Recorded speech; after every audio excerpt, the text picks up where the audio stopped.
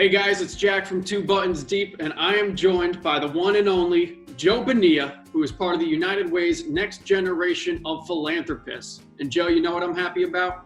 What's that, Jack? You came a proper Two Buttons Deep. Well, you got it. You got that one button, two button. You know, I could go three, but that's best left off the internet. There we go. There you go. So how does someone like you end up as the next generation of philanthropists? Tell us a little bit about what you do to give back.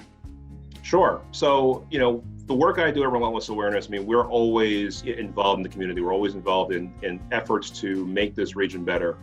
And even just growing up, there was always those chances of just giving back, helping those in need, and providing that service where, there's been so many gifts in my life given to me. I want to be able to give back where I can. And most recently, in terms of efforts to give back, I worked to help co-found Feed Albany, which helps to go support restaurant workers who are going through, a tough time this year with the pandemic, to be able to get a hot meal. And then we expanded that mission to also include at-risk individuals. And just most recently, I joined the review board for the Capital Region Restaurant Fund, which is helping to supplement some additional income as we're seeing more bars and restaurants and hospitality establishments right now shut down because they may have had an infection on their staff, to be able to give that extra boost, and therefore their income is still being stable. I give back, I give to folks who just need it, and without any fanfare. If somebody, a friend of mine, or even a friend of a friend needs this like extra boost, I will usually just say, what do you need? How can I help? And I'll just be there for them. Let me ask you one question. You're everywhere, but who is your inspiration here in the Capital Region? Yeah, there's a few different folks. I think, when you look at folks that have helped me, I look at, even my mom, my grandmother, in terms of what they do in terms of supporting the area. And, my grandmother worked at Valley Community College. She worked with a ton of folks who were going through the Educational Opportunity Program. Yeah, and again, all with the pursuit of a better life. My mother does the same thing. She works for a number of different charitable organizations. In terms of additional folks, one guy who has always been an inspiration for me, and it's always been almost like a mentor in some respects, is Tom Nardacci over at Gramercy in the Targeted Innovation Garage. And as somebody who is in PR and advertising in this region, Tom's been a great, somebody to really look after in that way.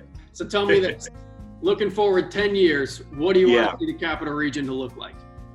Well, I think we're going to be denser and more diverse. There's more folks coming up to this area because they're seeing what we all knew, that this area is a crown jewel. You have a lot of folks moving up here from New York City, just like my family did, almost over 30 years ago at this point.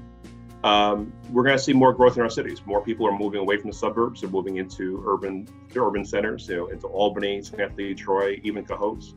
And then I also see that we're going to have more sustainable transportation. We have bike share right now. We have car share. We're going to get e-bikes. We're going to get scooters.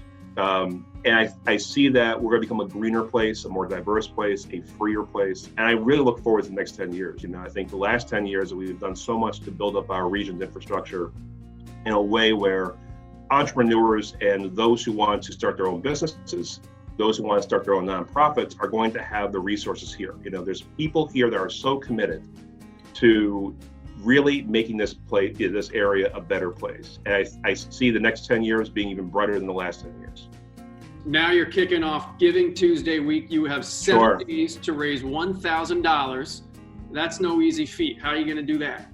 Well, look, at Relentless, we work with a ton of great brands, from beverage producers, live and film entertainment companies and venues, manufacturers, hospitality companies. We have a lot of cool brands we work with. So what I'm promising to you right now is that over the next 7 days, from the time this thing starts to Giving Tuesday, every single day you'll be entered to win a prize for that day. And that prize could be a specialty cider, it could be spirits, it could be tickets for an event at some point when things reopen next year.